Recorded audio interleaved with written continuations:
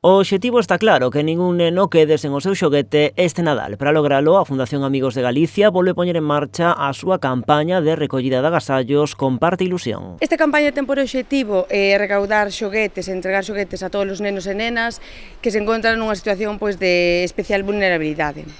Insistimos novamente, como todos os anos, en que todos os xoguetes que donan, tanto particulares como empresas, sexan novos, xa que estamos xogando ca ilusión dos máis pequenos. As persoas que queiran participar na campaña poden entregar xoguetes neste punto de recollida habilitado no Alcampo de Vilagarcía. Poderánse depositar aquí ata o 20 de decembro. Hasta el 20 de diciembre recogeremos en nuestro centro de Alcampo Vilagarcía juguetes nuevos que serán entregados a niños y niñas que viven en unidades con dificultad, en colaboración con la Fundación Amigos de Galicia y con la colaboración de decenas de voluntarios.